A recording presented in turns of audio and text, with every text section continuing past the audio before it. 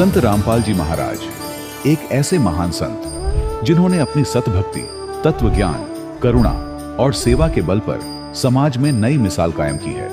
संत रामपाल जी महाराज की अगुवाई में उनके सभी सतलोक आश्रमों से समाज कल्याण के अद्भुत कार्यों ने समाज को सुनहरे भविष्य की एक नई उम्मीद दिखाई है।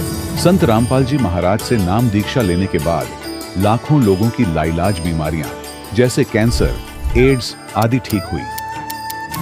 संत जी के ज्ञान से प्रेरित होकर उनके अनुयायियों ने लाखों यूनिट रक्तदान किया। संत जी ने लाखों बहन बेटियों का दहेज मुक्त विवाह करवाया।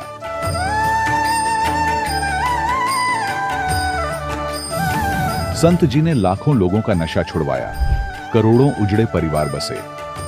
संत जी के आश्रमों में समागम के दौरान निःशुल्क नेत्र चिकित्सा, दंत चिकित्सा प्रदान की जाती है। संत रामपाल जी महाराज द्वारा समय समय पर पर्यावरण संरक्षण के उद्देश्य से बड़े स्तर पर वृक्षारोपण किया जाता है। संत जी ने जरूरतमंदों को तत्काल राहत पहुंचाने के लिए एम्बुलेंस सेवा शुरू की। संत जी अपने अनुयायियों को देहदान के लिए प्रेरित करते हैं, जिससे मानवता की सेवा और चिकित्सा क्षेत्र में सुधार हो सके। संत रामपाल जी महाराज के सभी आश्रमों में हर रोज निःशुल्क भंडारा आयोजित किया जाता है, जहां हर वर्ग, हर जाति और हर धर्म के लोग एक साथ बैठकर भोजन करते हैं।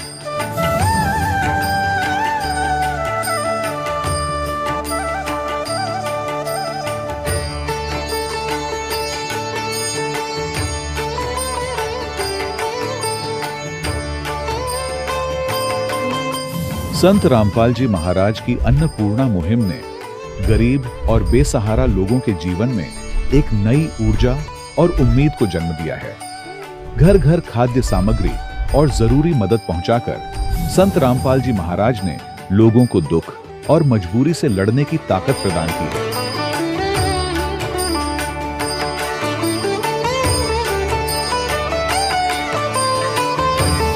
संत रामपाल जी महाराज द्वारा गरीब लोगों के लिए घर बनवाने का अद्भुत कार्य एक ऐसी मिसाल कायम कर रहा है जो सदियों सदियों संत जी की उदारता और दया भावना के तौर पर जाना जाएगा।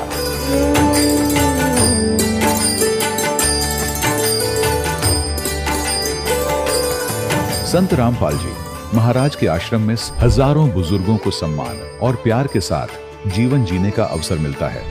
उनके खाने, रहने और स्वास्थ्य की पूरी जिम्मेदारी संत रामपाल जी महाराज उठाते हैं।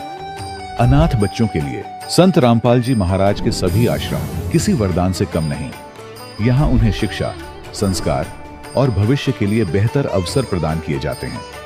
चाहे बाढ़ हो, भूकंप या महामारी, संत रामपाल जी महाराज और उनके अनुयायी हमेशा ही जरूरतमंदों के लिए सबसे आगे खड़े रहते हैं।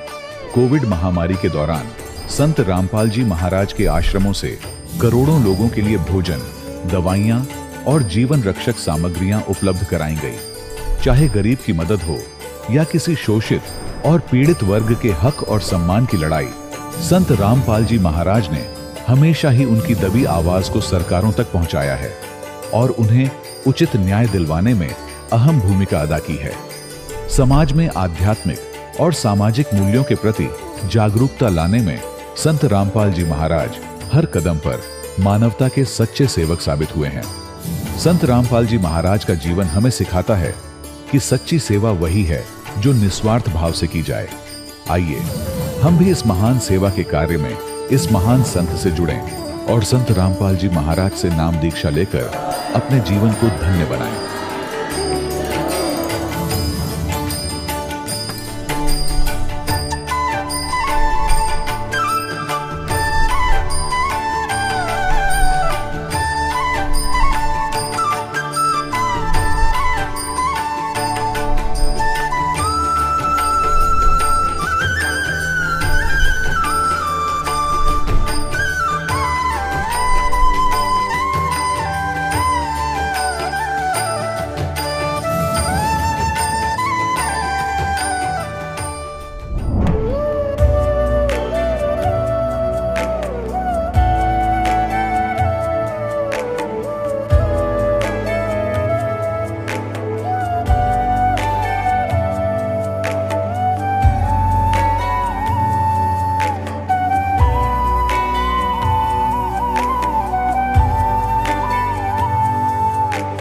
जब लग गुरु मिले न साचा, तब लग गुरु करो 10 पांचा।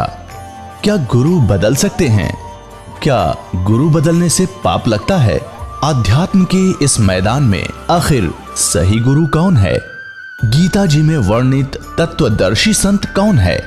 इन सभी प्रश्नों के उत्तर जानने के लिए अवश्य सुनिए जगत गुरु तत्वदर्शी संत रामपाल जी महाराज के मंगल प्रवचन। सत साहिब दर्शकों, कई बार इंसान देवी देवताओं की भक्ति, आश्रमों और मंदिरों की साधना करता है, मगर जिंदगी में दुख, बीमारी, भूत प्रेत का डर और घरेलू कलह फिर भी बने रहते हैं। दर्शकों, कुछ ऐसी ही कहानी है कुरुक्षेत्र हरियाणा के रहने वाले रघुवीर दास जी की, जिनको परिवार में कोई राहत नहीं मिली। इतनी साधनाएं करने के बावजूद भी भूत प्रेत का साया, आर्थिक नुकसान और मानसिक तनाव ही मिला। लेकिन फिर एक दिन इन्होंने संत रामपाल जी महाराज का शास्त्र प्रमाणित ज्ञान सुना, उनकी शरण में आकर नाम दीक्षा ली, तो उनके जीवन में अचानक सकारात्मक बदलाव आने लगे। भूत प्रेत की बाधा से उनका सारा डर खत्म हो गया, परिवार में शांति आई और हर कठिनाई से छुटकारा मिला। आज रघुवीर जी का कहना है कि शास्त्र आधारित सच्ची भक्ति से और सच्चे गुरु की शरण में ही सच्चा सुख, भय मुक्ति और जीवन की दिशा मिलती है। तो दर्शकों, आइए सुनते हैं रघुवीर दास जी की कहानी इन्हीं की जुबानी। सर नमस्कार। साहब जी। क्या नाम है आपका? रघुवीर दास। रघुवीर जी, कहाँ से आए हैं आप? गांव कंथला से जी। सर ये गांव ग्रंथला कौन से स्टेट में है? ये कुलचित्र जिला है जी, तहसील पे है, डाकखाना मलिकपुर है जी। संत रामपाल जी महाराज से नाम दीक्षा लेने से पहले आप क्या भक्ति साधनाएं करते थे? संत रामपाल जी महाराज से नाम लेने से पहले जी हम देवी देवताओं की भक्ति करते थे जी। हरिद्वार से कावड़े लेते थे जी, तो जैसे भी ये संसार कर रहा है ऐसे भक्ति करते थे। हमने एक बलाड़े वाले का नाम लिया हुआ था जी, तो हमारे डैडी थे जो, तो उनको अधरंग हो गया था। उनका अधरंग होने के कारण तो हमने नाम लिया, तो साल डेढ़ रखा हमने नाम। तो सर ऐसा हुआ क्या, हमको कोई लाभ नहीं मिला। हमारे डैडी भी गुजर गए, हमारे को साल डेढ़ में कोई लाभ नहीं मिला सर। क्या हुआ उसके बाद हमारे साथ ऐसा हुआ कि हम अपने घर में सो रहे थे, तो ऐसे करके हमारे को रात के 12 बजे करीब एक भूत ने हमारे को दाब लिया। क्या हुआ सर उसके बाद, तो जिस टाइम वो भूत ने हमको दाबा 10 मिनट दाब के रखा सर। 10 मिनट के बाद वो उठ के चले गया। बाहर कुत्ते बहुत भौंके, बहुत ज़्यादा अंधेरा था, हम बाहर निकल नहीं पाए, ना हम घर फ़ोन करा, हमने किसी को नहीं बुलाया। तो हमने सोचा अगर बाहर जाएंगे तो वो मार देगा, ठीक है जी, तो हम किसी को बुलाएंगे उसको भी मार देगा। तो हम उठ के दूसरे कमरे में पड़ गए, साथ वाले में। तो सर ऐसा हुआ, जो हमने नाम ले रखा था उसका नाम सिमरन करके पड़े थे हम, तो हमारे को कोई लाभ नहीं हुआ, उसने हमारे को अटैक किया। सर आप संत रामपाल जी महाराज की शरण में आए कैसे? संत रामपाल जी महाराज की शरण में हम सर, हमारा दोस्त है प्रवीण, तो हम उनके पास गए। उनके जो ससुर हैं उन्होंने हमारे को ज्ञान समझाया था ये। तो सर वो हमारे को 1-2 बार हम उनके पास गए, तो उन्होंने हमको बोला कि आप ज्ञान समझो पहले फिर नाम लेना। तो हमने संत रामपाल जी से नाम लिया। तो उससे बाद आज जब हम नाम लेने गए आश्रम, तो सर आश्रम पहुँचे तो हमारे को ये आत्मा हमारी ऐसे हो गई, तो यहीं रुक, जब यहीं परमात्मा है, सब कुछ पूर्ण परमात्मा यहीं है। तो हमने इससे पहले बहुत जगह हमने देवी देवताओं के चक्कर काटे सर, हमारे को कहीं से कोई लाभ नहीं हुआ, ना हमारी आत्मा ने कभी कहा भी यहाँ परमात्मा है। तो हम जब आश्रम में गए तो हमारे को आत्मा ने ये कहा कि यहीं रुक जाओ, यहीं परमात्मा है सर। तो हमने यहाँ से संत रामपाल जी से नाम लिया तब, तो उसके बाद हमारे को बहुत सारे लाभ हुए सर। संत रामपाल जी महाराज से नाम दीक्षा लेने के बाद आपको क्या लाभ मिले हैं? सर हम अपने छत पे कोठे पे सो रहे थे, तो ऐसे करके एक भूत अंधेरा बन के हमारे ऊपर गिर गया सर। तो हमने पहला मंत्र, प्रथम मंत्र लिया हुआ था, तो हमने जाप किया, तो उसको पकड़ लिया। उसको पकड़ने के कारण उनके साथ बात की सर। तो बात की, उनके पूछा आप क्या करने आए थे? वो बोले हम आपको मारने आए थे। तो हम बोले आप तो आप आ गए, आज से पीछे आप मत आना यहाँ। तो हमने उसको ऐसे घेर दिया जैसे कोई एक डली होती है सर, हमको वजन नहीं लगा बिल्कुल भी। ये सब परमात्मा की शक्ति है, परमात्मा की भक्ति, तो ये इसको पूर्ण भक्ति कहते हैं। सर और क्या लाभ मिला? हमारे को सर और भी लाभ बहुत सारे मिले हैं। हम पेवे से आ रहे थे बाइक पे, तो हम मलिकपुर के पास थे सर। तो मलिकपुर के पास आते समय हमसे थोड़ी आगे गाड़ी थी सर। हमसे आगे अचानक एक कुत्ते का बच्चा आ गया, तो अचानक उसने ब्रेक लगाई सर। बाइक कम से कम 100 की स्पीड पे थी, तो उस टाइम सर गड्डी उसमें लगी तो शीशा सारा पीछे से चकनाचूर हो गया और गड्डी डेंट पड़ गया, हमारी बाइक सारी टूट गई। हमारे को परमात्मा ने पकड़ के ऐसे कर दिया जैसे सर परमात्मा हमारे को किसी ने पकड़ के साइड में कर दिया। तो ये पूर्ण भक्ति है परमात्मा की। ऐसे लाभ कहीं से नहीं मिल सकते सर, जो लाभ संत रामपाल जी से मिलते हैं। सर इतने सारे धर्मगुरु हैं हिंदुस्तान में, लोग संत रामपाल जी महाराज से ही नाम दीक्षा क्यों लें? जो संत हैं इनके पास पूर्ण भक्ति नहीं है। जो वेद शास्त्रों के अनुसार परमात्मा गुरु जी भक्ति करा रहे हैं, तो इनके पास ये भक्ति नहीं है, अधूरी भक्ति है इनके पास। सर मेरा सवाल यहाँ पर यह भी है कि आप लोग ये सवाल उठाते हैं कि जो लोग भक्ति करते हैं वो अधूरी भक्ति करते हैं। सर हम आपसे ये पूछना चाहते हैं कि आप ये कैसे कह सकते हैं कि जो लोग भक्ति साधनाएं कर रहे हैं उनकी साधनाएं अधूरी हैं या शास्त्र के अनुसार नहीं है? ये अधूरी इसलिए है क्योंकि ये वेद शास्त्रों के अनुसार नहीं है। ये अपने हिसाब से, जैसे लोक लाज के हिसाब से संसार कर रहा है तो पहले करते। इनके पास पूर्ण ज्ञान नहीं है। जो ज्ञान पूर्ण है तो उसी से ही लाभ होगा हमारे को सर। संत रामपाल जी महाराज से नाम दीक्षा लेने के बाद आपको क्या लाभ मिले हैं? हमारे को सर बहुत सारे लाभ मिले। मालिक ने हमारे को, जो हमारे घर में पहले क्लेश और जो भी भूत प्रेत की बातें सब बिल्कुल ख़त्म कर दी परमात्मा ने। ऐसा कुछ नहीं है। अब हमारे को ऐसा लगता है घर जैसे यहाँ पर कुछ नहीं है, भूत प्रेत आया कुछ नहीं। हमारे को पहले घर रहने में डर लगता था सर, बिल्कुल डर लगता था। ऐसा था कि हम ये घर छोड़ के चले जाएं, तो हमारे को ऐसा महसूस देता है कोई दिक्कत नहीं किसी तरह की सर, बिल्कुल फ्रेश हैं, किसी तरह की कोई दिक्कत नहीं है। सर आप भगत समाज को क्या संदेश देना चाहते हैं? सर मैं भक्त समाज को यही प्रार्थना करना चाहता हूँ कि संत रामपाल जी पूर्ण संत हैं और इनसे भक्ति लेके अपना जीवन सफल बनाए, जन्म मरण से पेंडा छुटवाएं सर। और कोई भी संत हमारे को ये नहीं दे सकते और न किसी के पास ये है। ये जो भक्ति है ये वेद शास्त्रों के अनुसार करवा रहे हैं संत रामपाल जी। ये भक्ति किसी के पास नहीं है विश्व में। पूरे विश्व का हमारे गुरु जी ने चैलेंज किया है कि कोई भी संत आके हमारे साथ, गुरु जी के साथ ज्ञान चर्चा कर सकता है। किसी के पास ये ज्ञान नहीं है तो क्या कोई इसलिए सामने नहीं आ रहे सर। जी बहुत बहुत धन्यवाद। सच साहब। दर्शकों, अभी आपने सुने संत रामपाल जी महाराज से दीक्षा प्राप्त करके सुखी हुए भक्त के अनुभव। अब देखिए जगत गुरु तत्वदर्शी संत रामपाल जी महाराज के मंगल प्रवचन। अब क्या बताते हैं? घट में शोक सिलसिला ये सूतक बड़ा अंधेर, और ये दम गिनती के दिए तू फेर सके तो फेर। के यो तो भाई शोक सिलसिला ये चलता ही रहेगा, कभी कुछ हो रहा है कभी कुछ हो रहा है। और परमात्मा की शरण में आने के बाद फिर वो आपके इन सभी पाप कर्मों के दबाव को कम कर देंगे। उसके लिए उदाहरण दिया है कि एक SHO पुराने समय में एक दरोगा अपनी घोड़ी पर बैठ कर किसी दूसरे गांव में जा रहा था किसी कार्यवश। जून का महीना, हरियाणा राजस्थान का यह क्षेत्र। आगे एक किसान रहट से पानी निकाल रहा था, बैलों को चला रखा था, एक कोल्लू की टाइप का होता था।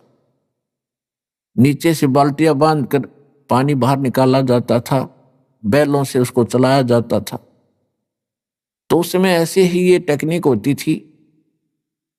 बाल्टियां बांध रखी थी पीपे की, और लकड़ के वो लठ एक पाट बना रखी थी जिसको बैलों से घुमाया जा रहा था। तो वो सारा ही शोर बहुत करता था, उसमें ची चू चू चू बहुत होती थी। अब दरोगा जी को प्यास लगी, दोपहर 12 बजे का समय, उधर से घोड़ी भी प्यासी थी। तो उसने देखा कि सामने पानी निकाल रहा है किसान, वहां पानी पीऊंगा और घोड़ी को पिलाऊंगा। अब वो निकट आया घोड़ी के ऊपर बैठकर, तो उसमें वो शोर हो रहा था रेट चलने से, चू चू ची ची चू चू। दरोगा ने कहा उस किसान से कि किसान, इस चूचू को बंद कर, मेरी घोड़ी बिदक रही है। वह घोड़ी भाग रही थी वापस। उसने वो रेट बंद खड़े कर दिए, बैल रोक दिए, वह चूचू बंद होगी। वो घोड़ी को लेकर निकट आया तो तब तक पानी फील्ड में, खेत में जा चुका था। पानी पी लिया था खेत में, पीने योग्य स्टॉक नहीं था। तो दरोगा जी ने कहा किसान पानी निकाल। उसने बैल चलते कर दिया, फिर चू चू हुआ, घोड़ी फिर भाग गया 10 किला दूर।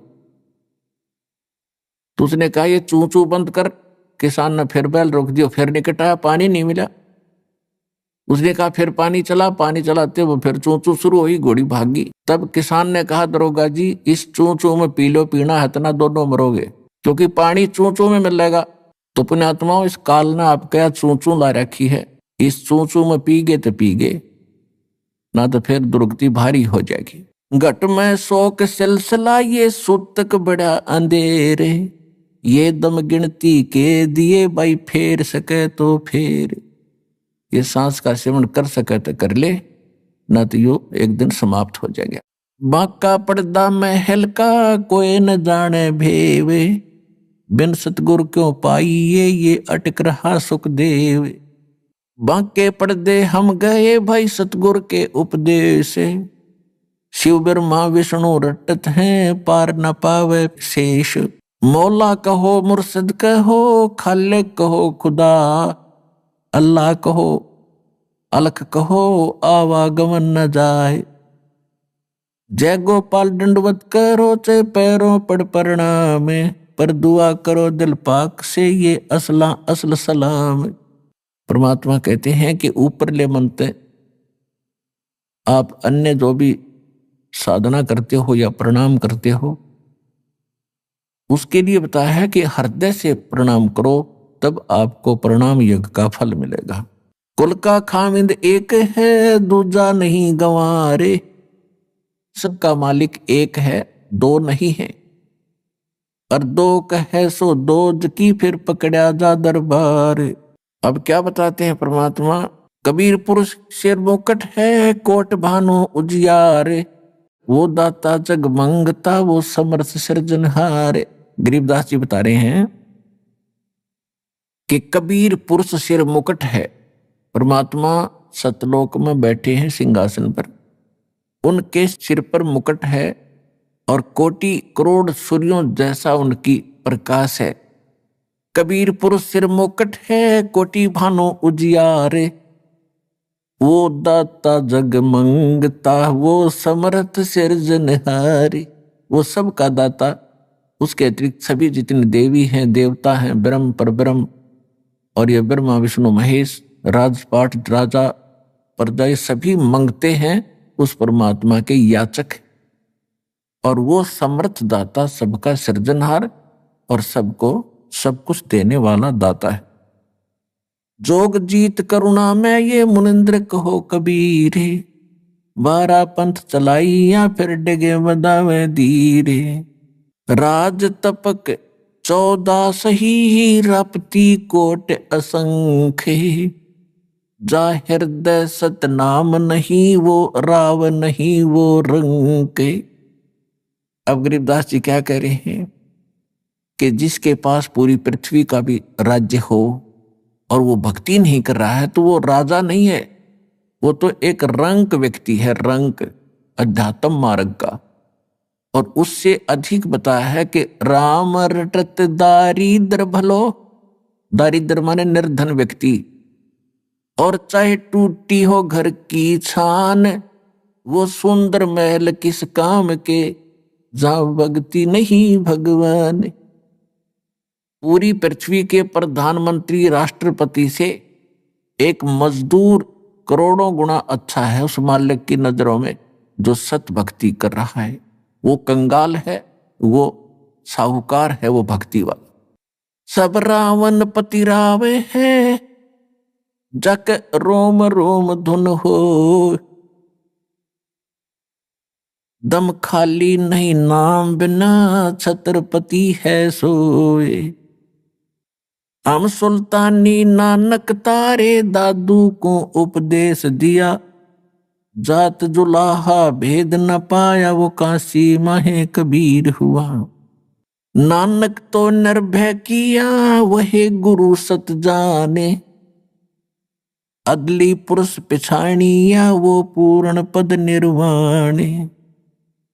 दत्ता जिया को मेले दक्षिण बीच दयाले, सुक्का खोट हरा हुआ वो ऐसे दीन दयाल।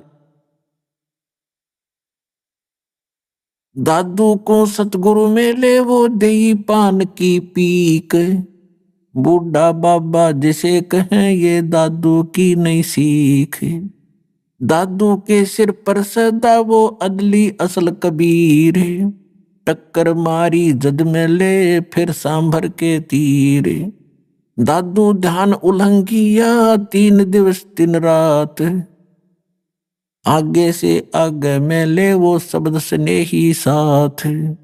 आसन असल कबीर हैं ये सबके सतगुरु एक, ब्रह्मंड 2100 समझ ले ये दुमे के सी रेख।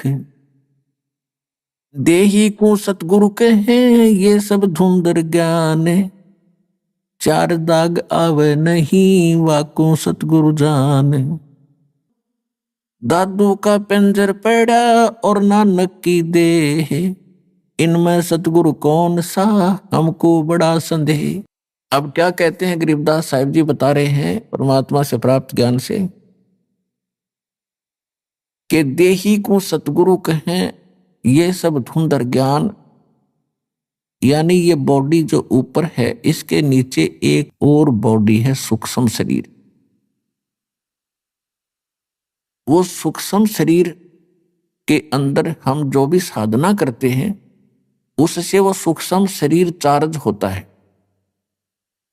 और जो गुरु पद पर होते हैं सतगुरु होते हैं तो जो अंदर जो शरीर है उसमें उनकी शक्ति होती है। ऊपर के शरीर को तो ऐसा समझो जैसे सर्प कांचुली छोड़ जाता है, ये ऊपर की कांचुली है, अंदर वो सर्प अलग था।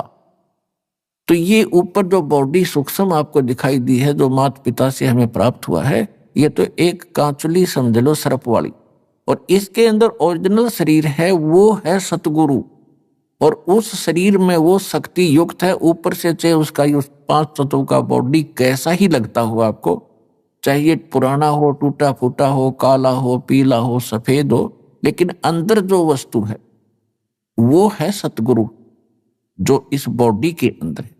देही को सतगुरु कहे ये सब धुंधर ज्ञान, 4 दाग आता नहीं वाको सतगुरु जान। इसके अंदर जो शरीर है वो 4 दाग माने जैसे 4 प्रकार से अंतिम संस्कार करते हैं। कोई तो जमीन में गाड़ देता है, सवा कर देता है, जलाता है, कोई वैसे जल प्रवाह कर देते हैं, कोई वैसे एक मचान बना के ऊपर डाल देते, पशु पक्षी खा लेते। कहते वो जो शरीर आपका अंदर जो शरीर सतगुरु है जो अंदर इस बॉडी में, वो है उसका शरीर, और वो उस 4 दाग में नहीं आता। देही को सतगुरु कहे ये सब धुंधर ज्ञान, 4 दाग आता नहीं वाको सतगुरु जाने। फिर कहते हैं खोड़ पड़ी तो क्या हुआ, अगर ये शरीर छोड़ गया सतगुरु, कहते खोड़ पड़ी, और आप भी जो भक्ति करके जाओगे सभी के लिए कह रहे हैं, खोड़ पड़ी तो क्या हुआ ये झूठी सब पटीट, पक्षी उड़ गया आकाश को और चलते कर गया बीट। ये बॉडी जो आज आपको नजर आती है तत्व ज्ञान से आपको ऐसा महसूस होगा जैसे कौवा पक्षी उड़ते समय बीट करके चला जा, ये इतनी सी बॉडी है बस, और पक्षी अलग है। यानी इसको समझने के लिए उदाहरण दिया है कि जैसे सर्प ने कांचुली छोड़ दी, वो कांचुली सर्प नहीं, उसके अंदर थी वास्तविक वस्तु। इसी प्रकार आप यहां से जाओगे जब आपकी भक्ति आपकी साधना से आपका सूक्ष्म शरीर इतना चार्ज हो जाएगा कि उस समय आपको इससे निकलने में बहुत आसानी रहेगी, और उस भक्ति से आपके दिल में इतनी दृढ़ता आएगी आपको मृत्यु का शोक नहीं होगा। ये जीव के बस की बात नहीं होती। एक तो बगैर मतलब की टेंशन करके बैठ जाए, वो दुखी हो रहा है, और एक ऐसा व्यक्ति होता है कुछ दिक्कत आ जाए तो भी टेंशन नहीं उसको, तो पिछले संस्कारों से उसमें धीरज है। ऐसी ही भक्ति से आपके अंदर ये क्वालिटी आती चली जाएगी। कृष्ण कन्हैया राम को ये जीव कहें करतारे, और शरीर पड़ा भगवान का इनको देख विचारे। कि तुम राम कृष्ण को भी परमात्मा मानते हो, जीव संज्ञा के व्यक्ति, ये भी मरे ये भी छोड़ गए शरीर। कहते आकार भार ठारे नहीं ये 500 तत्व मिल जावे, और 4 जुग जो तन रहे तो भी दे गिरे सत भाई। कहते हैं यदि इतनी लंबी उम्र भी आप बना लोगे, 4 युग तक की भी जीवन प्राप्त कर लोगे, एक दिन फिर भी मृत्यु होगी। तो उसके लिए क्या बताते हैं, यह जीवन सत सोफल है जब तक राम रटनते, देखोरी को जान दे भरम पड़े हैं पंथ।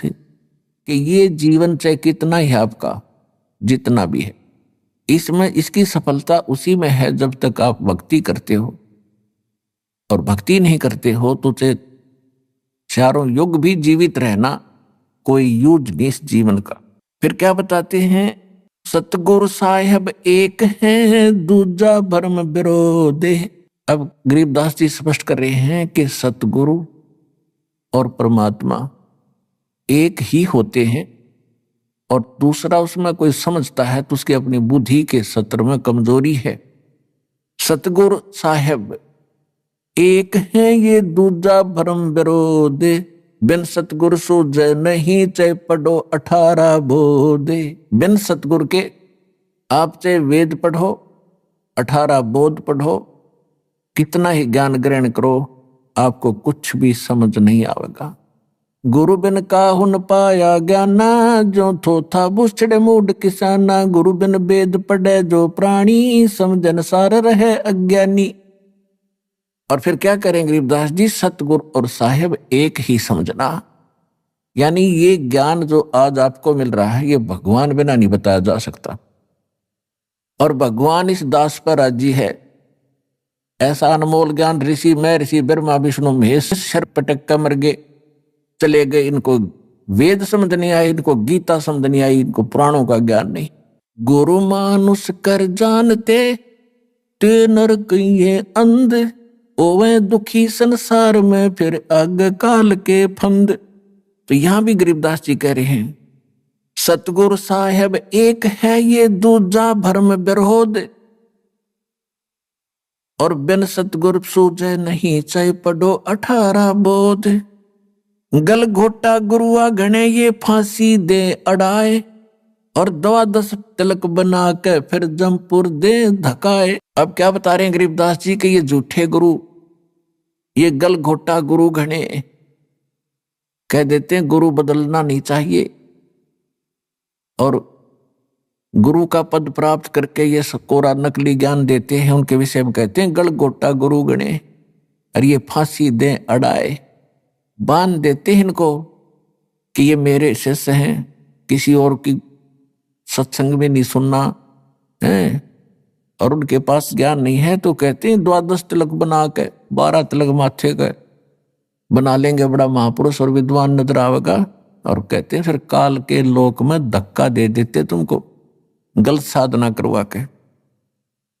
अब क्या बताते हैं, झूठे गुरु का नाक ले और फिर श्रवण और नैने, सतगुरु बोले साख ये दूर कर फोकट फेन। अब यहाँ गरीबदास जी थोड़ा सा सतर्क कर रहे हैं और धमका रहे हैं कि कितने नालायक आदमी है जो झूठे गुरु हैं, इतने अनमोल जीवन को नाश कर रहे हैं। एक श्वास, मनुष्य जीवन के एक श्वास की कीमत बताते हैं। कबीर कहता हूं कहीं जाते हूं और कहूं बजा के ढोले, श्वास जो खाली जात है भाई 3 लोग का मोले। एक मनुष्य का सांस कितना कीमत है, और ये एक मनुष्य जीवन को बर्बाद कर देते हैं जिसमें करोड़ों अरबों सांस जाते हैं उनके। तो कितना नाश कर दिया इन लोगों ने, कितनी हानि कर दी, तो उनको कितना दंडित करना चाहिए वो बता रहे हैं। कहते झूठे गुरु को झटक दे और शेष स्वामी को फूके, या मैं दोष जरा नहीं शब्द कहा हमको के। अब यहां गरीबदास जी यानी एक ऐसे भाव से कह रहे हैं, ये क्योंकि साधु संत किसी को फूकने के लिए या मारने के लिए नहीं कहते, नो कह रहे न फूक दे परे न, यानी एक तरफ पटक दे, हमारा काम नहीं, बस इतनी सी बात है। कहते झूठे गुरु को झटक दे और शेष स्वामी को फूके। गरीबदास जी कहते हैं कि चातुर प्राणी चोर हैं ये मूड मुग्ध हैं ठोठे, संतों के नहीं काम के इनको दो गढ़ जोटे। कि ये चतुर प्राणी हैं जो अटपट करके गुरु बन गए, भोली भाली आत्माओं को फंसाए बैठे हैं। और हम इतना क्लियर ज्ञान बता रहे हैं, स्पष्ट कर रहे हैं, प्रमाण बता रहे हैं और आंखों देखा भगवान का ज्ञान बता रहे हैं, और फिर भी ना स्वामी मानने को तैयार है, ना उनके शिष्य मानने को तैयार है। तो उसके विषय में कहा है कि झूठे गुरु को झटक दे, पड़ा रहने दे उसने, और सिर स्वामी को फूक, यानी उनको पड़ा रहने दे। ना मानते तो समझाने का फर्ज बनता है, उनके साथ खसे नहीं। या मैं दोष जरा नहीं शब्द कहा हमको, सतगुरु सतगुरु क्या कहे ये शब्द अतीत पहचाने, रोम रोम में तेज है कोट सूर ससिभान। गरीबदास जी कहते हैं झूठे गुरु का नित्र लावे और घरते काट घसीटे, और या के पीटे पाप नहीं है उसने निश्चय पीटे। पीटन का अर्थ है कि उसको स्वीकार नहीं करे, उसकी बातों में नहीं आवे, और उसको फिर घर पे आने से भी विरोध करे कि बस बतेरे दिन आपने हमारा नाश कर लिया, खाना खाओ और जाओ, इतना सा उसके साथ लगाव रखे। अब सूक्ष्म वेद के अंदर आगे क्या बताते हैं, गरीबदास जी बता रहे हैं कि जो सूक्ष्म वेद में जो ज्ञान दिया है कि भाई ये काम करण के हैं और ये करण के नहीं हैं, एक बैदे का अंग है गरीबदास जी महाराज का।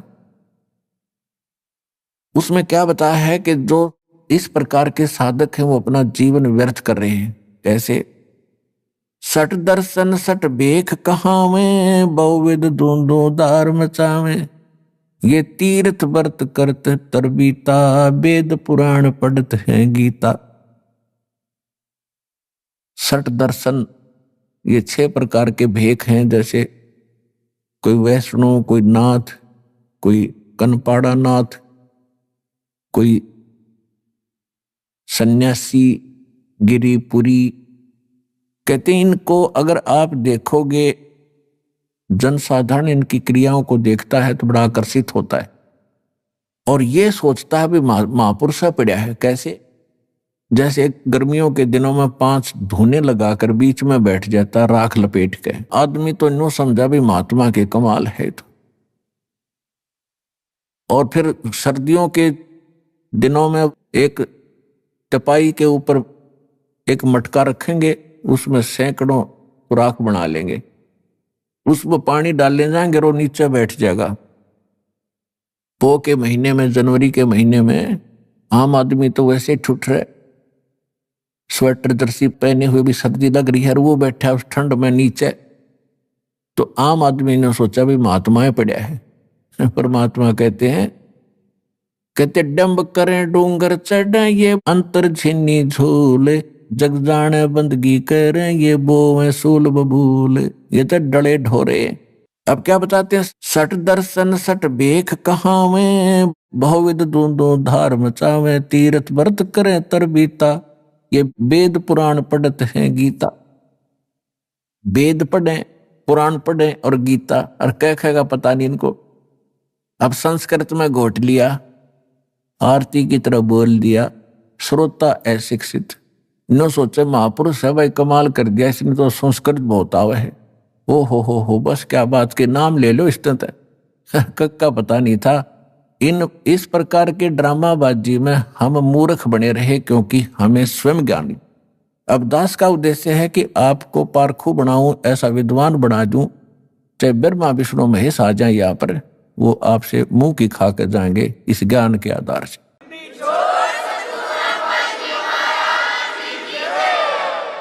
चार संप्रदा 52 द्वारे, जिन्हों नहीं निज नाम बेचारे, और माला घाल हुए हैं मुक्ता, ये सटदल उआ बाई बकदा। ओए होए, 4 संप्रदा 52 द्वारे, और जिन्हों नहीं निज नाम बेचारे।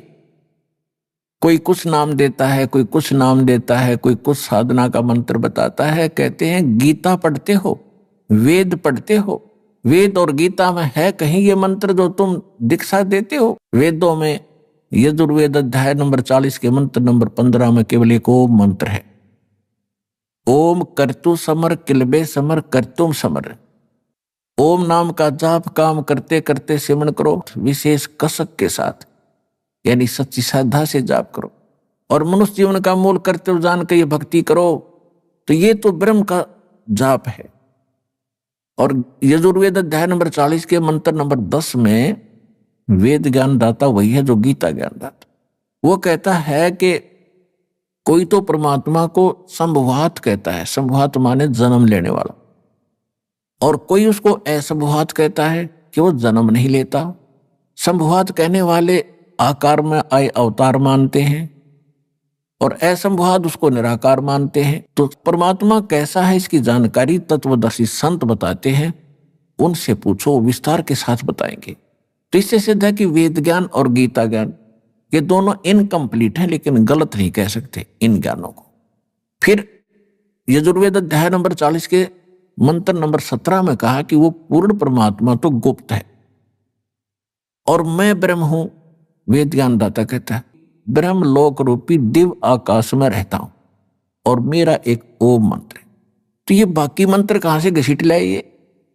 इसी प्रकार श्रीमद् भगवत गीता अध्याय नंबर 8 के श्लोक नंबर 13 में पूरी गीता में साधना का एक मंत्र है, ओम इति एकाक्षरम ब्रह्म विवरण माम अनुसमरण यह प्रियाति तदंदेहम सयाति परमाम गति। गीता ज्ञान दाता कहता है मुझ ब्रह्म का, क्योंकि श्री कृष्ण में प्रवेश करके ये ब्रह्म काल बोल रहा है। 11वें अध्याय के 32वें श्लोक में गीता में कहता है कि मैं काल हूं, सबको खाने के लिए आया हूं। श्री कृष्ण काल नहीं थे, उन्होंने पहले कभी काल नहीं कहा, फिर बाद में कभी अपने आप को काल नहीं कहा। श्री कृष्ण के शरीर में वो खुद बोल रहा था। तो ये कहता है मुझ ब्रह्म का केवल एक ओम मंत्र है, इसकी अंतिम सांस तक भक्ति करता हुआ जो जाता है वो मुझे इस ओम से प्राप्त होने वाली परम गति प्राप्त करता है। इसी प्रकार सूक्ष्म वेद में कहा कि नाम उठत नाम बैठत नाम सोवत जागवे, नाम खाते नाम पीते नाम से ती लागवे। यानी सभी सदग्रंथ और सूक्ष्म वेद से जो साधना जिस ग्रंथ की मिलती है वो ग्रंथ वहां तक ठीक है। तो वेदों में यही है, गीता में यही है, लेकिन वहां उन्होंने ऑप्शन छोड़ दिया है कि ये कंप्लीट साधना नहीं है। गीता अध्याय नंबर 17 के श्लोक नंबर 23 में कहा है कि पूर्ण परमात्मा के पाने का ओ मंत्र तो गीता ज्ञान दाता कहता मेरा मंत्र है, और उस सच्चिदानंद घन ब्रह्म को पाने का, परम अक्षर ब्रह्म को पाने का वो 3 मंत्र का जाप है। ओम तो सीधा ब्रह्म का, तत्व और सत्य दो सांकेतिक है। ये तत्वदर्शी संत बताओगे, उनसे पूछो। तो वो तत्वदर्शी संत ये दास रामपाल दास है इस विश्व में।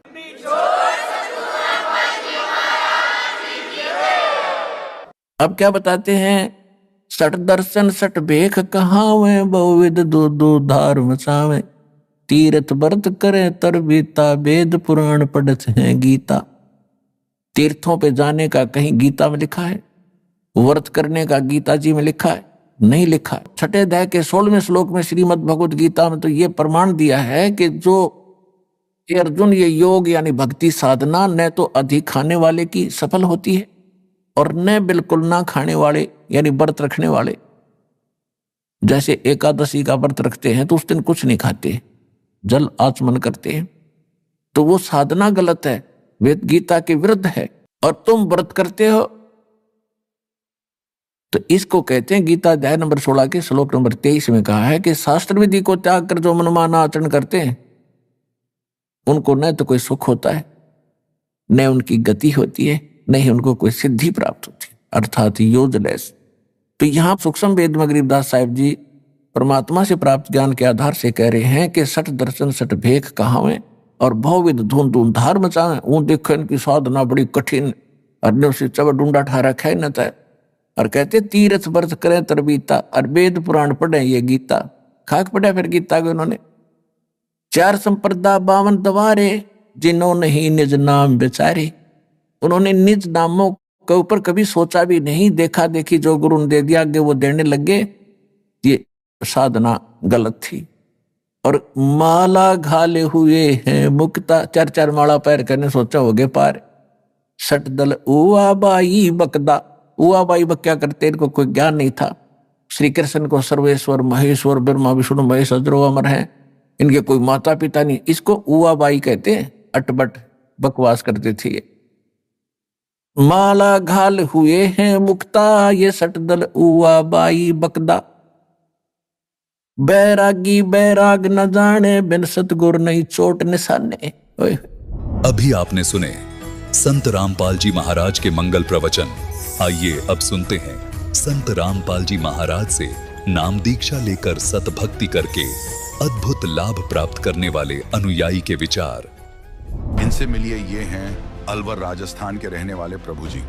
ये पहले हिंदू धर्म में प्रचलित सभी भक्ति साधनाएं किया करते थे और साथ ही डेरा सच्चा सौदापन से भी जुड़े हुए थे। लेकिन इन सभी भक्ति साधनाओं को करते हुए भी इनका जीवन मानो नरक बन गया था। इनके माता पिता की भी मृत्यु हो गई और ये स्वयं टीबी जैसी घातक बीमारी के शिकार हो गए थे। लेकिन आज प्रभु जी का कहना है कि यदि मुझे संत रामपाल जी महाराज की शरण पहले मिल जाती तो मुझे अपने जीवन में इतना कष्ट नहीं उठाना पड़ता। आखिर प्रभु जी ऐसा क्यों कह रहे हैं, आइए जानते हैं प्रभु जी की कहानी उन्हीं की जुबानी। नमस्कार सर। नमस्ते सर। सर क्या नाम है आपका? मेरा नाम प्रभु सिंह राजपूत। सर कहाँ के रहने वाले हैं आप? मैं सर राजस्थान अलवर डिस्ट्रिक्ट तहसील लक्ष्मणगढ़ गांव घाट खूंटेटा का रहने वाला हूँ। सर संत रामपाल जी महाराज से नाम दीक्षा आपने कब ली? 2014 मार्च को। सर संत रामपाल जी महाराज से नाम दीक्षा लेने से पहले आप क्या भक्ति साधनाएं करते थे? जी उनसे पहले मैं भगवानों की, हनुमान जी की, विष्णु जी की, माता दुर्गा की व्रत रखने, ये सारे ही जो हमारे परंपरा हिंदू धर्म में जो चली आ रही थी वही करते थे। करते करते भी हम इतने दुखी हो गए क्योंकि बचपन में ही माता पिता खत्म हो लिए। 8 साल का था जब माँ मर गई थी और जब 18 साल का हुआ तो पिताजी भी खत्म हो गए हमारे। और हम सारे भगवानों को मानते थे। हमारे पिताजी भी एक संतों की सेवा करते थे गांव के अंदर, भंडारे लंगर, बहुत पुण्य कर्मी थे हमारे पिताजी। जमीनें बेच बेच करके और साधु संतों के लिए बहुत सेवा की उन्होंने। और इतने दुख झेले जी हमने सेवा करते करते भी, भगवानों की भक्ति करते करते भी, कि इतने दुखी हो गए। फिर एक धन धन सतगुरु जो डेरा सच्चा सौदा में राम रहीम सिंह जी संत थे, तो एक मेरे बगल में रहते थे भाई, वो कहने लगे भाई प्रभु तुझे नाम दान ले ले गुरु जी से और वहाँ से सुख शुरू हो जाएंगे। तो मैं वहाँ जा कर के बरनावा आश्रम यूपी के अंदर पड़ता है सर, तो वहाँ जा कर के नाम दान लिया। उन्होंने नाम दिया मुझे सत्य पुरुष अकाल मूरत शपथ स्वरूपी राम। तो मैंने उस नाम की भक्ति करी।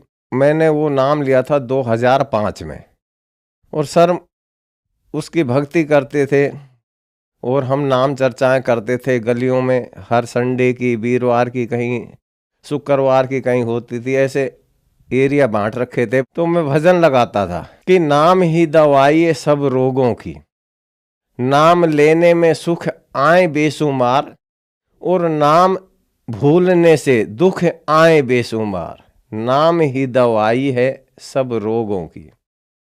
तो सर एक दिन क्या हो जाता है कि मैं बहुत बीमारी मुझे पकड़ लेती है और बीमार धीरे धीरे धीरे मैं बीमारी की तरफ बढ़ता चला गया। और एक दिन मैं चारपाई में लेटा हुआ, मुंह से खून, नीचे से खून, और मुझे एक तरह टीवी पकड़ गई और मैं पूरा सूख गया। और जब सूख गया, कमज़ोर हो गया, तो ESI का कार्ड बना हुआ था। मैं एक कंपनी में नौकरी करता था, तो वहाँ का कार्ड बना हुआ था। मैं दवाई लाता था और खाता था। तो मैं इतना कमज़ोर हो गया कि चलूँ तो चक्कर, कहीं जा भी नहीं पाता था। और मैं छुट्टी कर करके बड़ा दुखी हो गया। तो सर मैं दिल्ली में काम करता था, फिर मैंने 2 पैसे कमाए, फिर मैंने धीरे धीरे फैक्ट्री करी, किसी भाई से कर्जा लिया और मैंने 18 मशीनें लगाई एम्ब्रॉयडरी की। तो जब मशीनें लगा ली तो काम मेरा अच्छा चला और बढ़िया काम शुरू होगा। तो सीलिंग लगाई। तो जब सीलिंग लगने लगी दिल्ली में, तो उस टाइम में 4.5-5 लाख रुपए के नीचे आया और बहुत बर्बाद हुआ।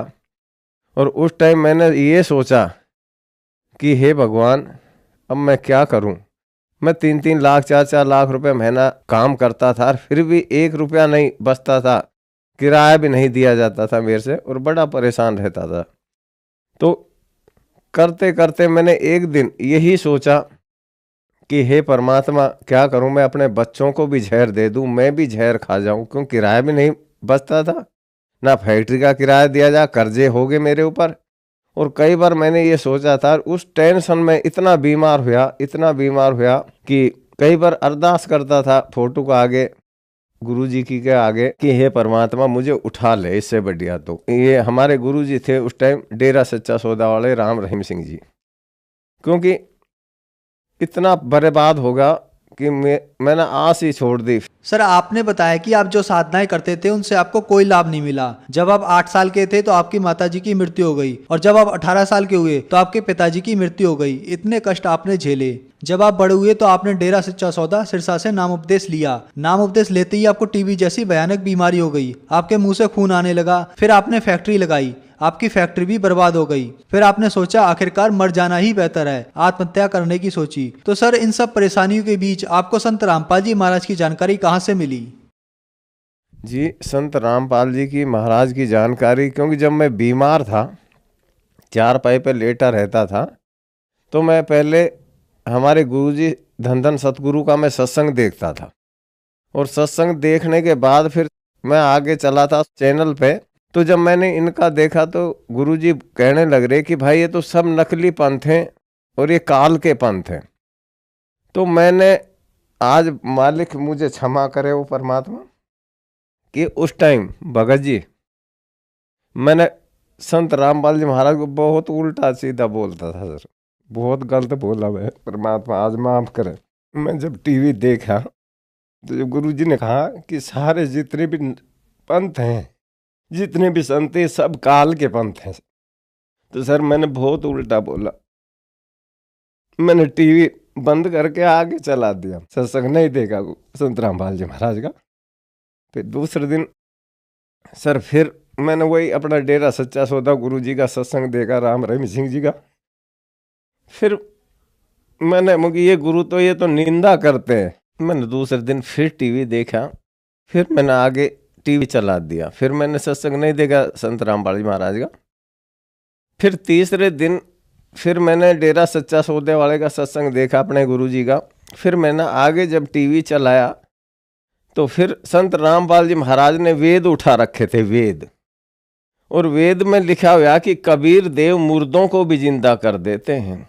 तो वही चीज मैंने जब अपनी आंखों से पढ़ा कि कबीर देव भगवान परमात्मा, तो संत रामपाल जी कह रहे कि कबीर देव मुर्दों को भी जिंदा कर देते हैं। तो मैंने एकदम में आई, कबीर देव भगवान कैसे हो सकते हैं, जब गुरुजी ने कहा रामपाल जी महाराज ने कि मुर्दों को भी जिंदा किया उन्होंने, कमाल कमाली को लोगों ने कहा कमाल कर दिया, कमाल कर दिया। तो उस बच्चे का नाम कमाल धरा, और लड़की जिंदी करी, उसका लोगों ने कहा कमाल कर दिया, उस बच्ची का नाम कमाली धरा। तो सर वो मेरे वो कुंडा मुझे बड़ा अच्छा लगा, और वो प्रमाण देखा मैंने वेद के अंदर कि वाकई में कबीर देव भगवान है। तो जब परमात्मा संत रामपाल जी ने कहा कि भाई वो जब मुर्दों को जिंदा करता है वही तो भगवान है, क्योंकि फिर मेरे भी एकदम दिमाग में आया कि बिल्कुल सही बात है कि हम कहते हैं कि ओम जय जगदीश हरे, प्रभु जय जगदीश हरे, भक्त जनों के संकट क्षण में दूर करे। कि अब मुझे संत मिले, ये हैं वाकई में, ये कोई बहुत बड़े संत हैं। तो सर मुझे पूरी रात नींद नहीं आई, और नींद नहीं आई पूरी रात, और 4 बजे तो मैं नहा करके और नई दिल्ली कैंट स्टेशन पे जा करके, और मैं एड्रेस लिख लिया था जो पट्टी आ रही थी उसमें। तो वहाँ मैं अपने टिकट ली और सीधा अपने 2 बजे में पहुँचा पैसेंजर ट्रेन से, और जा करके मैं आश्रम में गया, और वहाँ जा करके मैंने देखा अंदर जाके तो भक्तों ने मेरे सामने दे दिया वो एक पर्चा था कि भगत जी नामदान जब मिलेगा पहले आप ये नियम देख लेना, ये नियम कर सकते हो तो यहाँ से भक्ति लेना, नहीं तो आप जा सकते हो। तो मैंने वो जब पर्चा पढ़ा तो मैंने देखा वाकई में ये नियम तो धन धन सतगुरु में भी देते थे, तो नियम तो हम मानते थे। लेकिन वहाँ से मेरी आदत नहीं छूटी, बीड़ी पीता था सिर्फ, बाकी तो मेरे में कोई ऐब नहीं था, सिर्फ बीड़ी जरूर पीता था और भजन गाता था मैं। तो वहाँ से जब मैंने वो पर्चा लिया, मुझे जी मैं छोड़ दूंगा, क्योंकि मैं तो बीमार हूँ, चक्कर आते हैं, चलता हूँ, उल्टी खून की आती थी, शरीर से नीचे से खून, और इतना पतला होगा, दुबला बहुत ज़्यादा।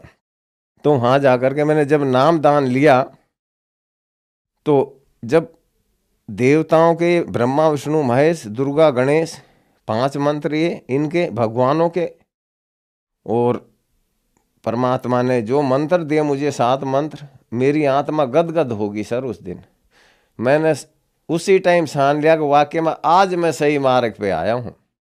तो जब मैं गुरुजी के शरण में गया, तो गुरुजी ने आशीर्वाद जब दिया मुझे, ऐसे हाथ रखा संत रामपाल जी महाराज, कभी धन धन सदगुरु के कभी हाथ हमारे ऊपर ऐसे नहीं रखे गया, सिर्फ दूर से ही ऐसे जोड़ते थे।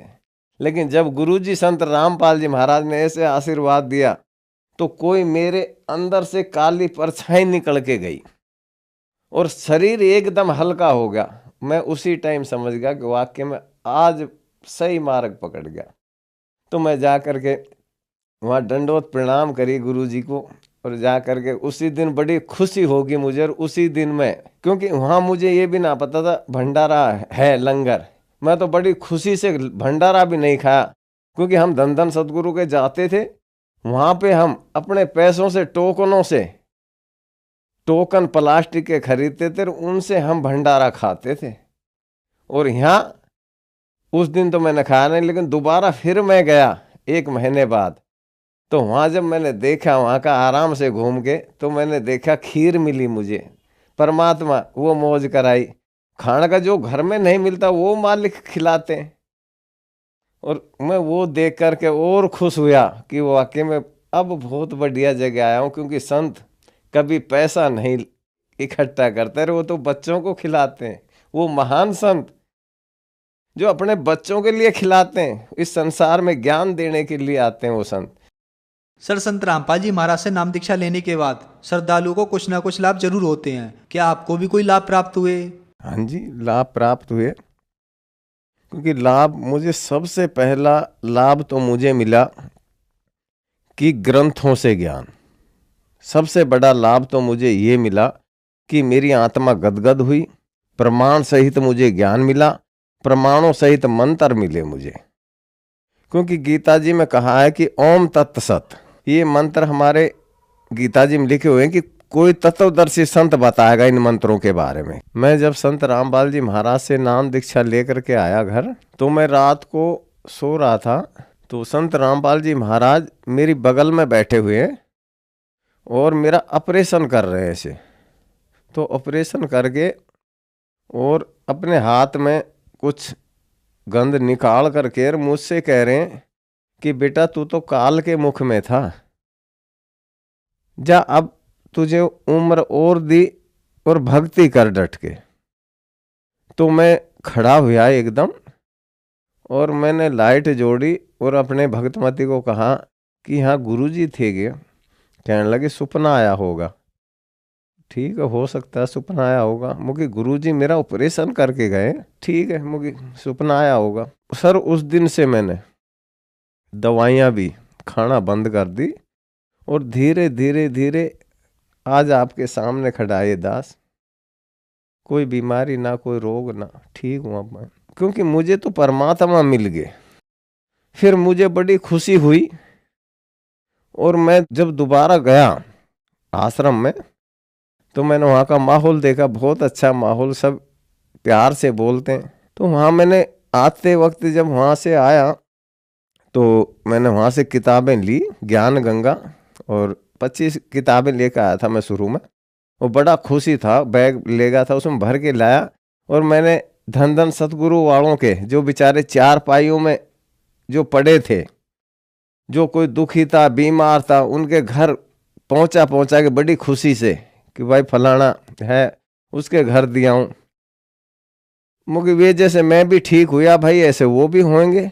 तो मैं उनके जब घर दे दे के आने लगा, धन धन सतगुरु वालों के, वो मेरे घर कम से कम 8-10 बंदे इकट्ठे होके आ गए और मेरे से कहने लगे कि प्रभु भाई पहले तो ये बता कि हमारे गुरुजी में क्या कमी थी, तू रामपाल की शरण में क्यों पहुंच गया, हमारे गुरुजी में क्या कमी थी। मैंने पानी दिया, भाई पानी पियो। कहने लगे नहीं, पानी वाणी हम पी के आए, पहले तो ये बता कि तू रामपाल की शरण में क्यों पहुंच गया, हमारे गुरुजी में क्या कमी आई, क्या बात थी। तो मैंने कहा भाई जब मैं गुरमित राम रहीम सिंह जी डेरा सच्चा सौदा वालों की शरण में था तो उस टाइम मेरे ऊपर आफतें दुख इतने आए कि फैक्ट्री भी बर्बाद हुई, पैसे से दुखी मोहताज, और ना वेदों से ज्ञान था और ना ही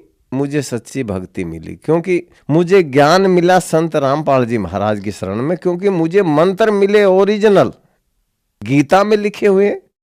तो एक पंडित जी थे, वो भी धन धन सतगुरु के शिष्य थे, कहने लगे, एक दूसरा भाई कहने लगा कि ये पंडित है, ये मंदिर में घंटे बजाता है, इसका गीता घर में पढ़ी है। मुकी भाई तो फिर इसने पढ़ी ना है गीता, मुकी घर में तो पढ़ी होगी लेकिन इसने पढ़ी नहीं। तो उन्होंने सोचा कि भाई ये तो दृढ़ ही कुछ होगा, ये तो एकदम बदल गया, 20-25 दिन में ये तो अलग ही प्रभाव पड़ गया इस पे। तो कहने लगे कि भाई ठीक है तू चला गया, ठीक है हम तेरे से कोई वो नहीं, लेकिन किसी के घर ये किताबें नहीं देगा धन धन सतगुरु वालों के, और किसी को संगत को तोड़ेगा नहीं, किसी के घर जा करके ये बातें नहीं बताएगा और किसी को तोड़ के नहीं लाएगा। मैंने कहा भाई कोई किसी को नहीं तोड़ता, क्योंकि ये तो ज्ञान है, ज्ञान से अपने आप आएगा। और मैं ये चाहता हूँ कि कोई भी भाई, मैं तो इसलिए किताबें देने जाता था उनके कि मैं जब दुखी था तो मैं भी ये चाहता था कि भाई दुखी आदमी को उसके घर तक उससे भी सुख हो जैसे मुझे हुए। क्योंकि मैं जब संत रामपाल जी से मंत्र दान जब लेके आया हूँ तो जब मुझे सुख हुए तो मैं जो बेचारे बीमार थे उनके घरों दे के आया, क्योंकि भाई ये भी ठीक हों। तो मेरा तो यही फर्ज था, और मैं तो उनसे अभी भी कहता हूँ कि भाई संत रामपाल जी वो संत है, आज भी गारंटी से कहता हूँ कि बीमार को भी परमात्मा कहते हैं कि मेरी शरण तू आ तो जाए एक बार, अरे मैं तो तुझे 4 पाए से भी उठा दूंगा, तू आ तो सही। तो जब मुर्दों को जिंदा करते हैं तो क्या वो 4 पाए में से भी नहीं उठा सकते? वो तो भगवान बहुत दयालु हैं, वो कभी किसी का बुरा नहीं करते, वो तो मालिक। हम हिंदू धर्म में कहते हैं कि अंधों को आंख दे, कोडियों को काया, बांझों को पुत्र दे तो निर्धनों को माया। तो वही तो ये परमात्मा है कबीर देव, कबीर साहब, ये मालिक स्वयं आ चुके हैं। सर जो लोग आज आपको देख रहे हैं और वो भी किसी न किसी बीमारी से ग्रस्त हैं, जैसे आप बीमारियों से ग्रस्त थे, तो क्या वो भी संत रामपाल जी महाराज से नाम दीक्षा लेने के बाद ठीक हो सकते हैं? उन लोगों के लिए आप क्या संदेश देना चाहोगे? मैं तो यही चाहता हूँ सभी भाई जितने भी जो मुझे देख रहे हैं, मैं तो हाथ जोड़ के कहता हूँ कि भाई जो भी दुखी है वो संत रामपाल जी महाराज की शरण में आए। परमात्मा स्वयं लीला कर रहे हैं, संत के रूप में आए हुए हैं, और वो मालिक स्वयं कबीर साहब है। और आप आकर के देखें तो सही, जैसे मैं ठीक हुआ, परमात्मा ने मुझे दोबारा जीवन दान दिया। कि सभी को मैं यही कहना चाहता हूँ कि मेरे भाइयों परमात्मा की शरण में आओ, नाम दीक्षा लो और अपना अनमोल यो जन्म है इसका कल्याण करवाएं। धन्यवाद सर। धन्यवाद।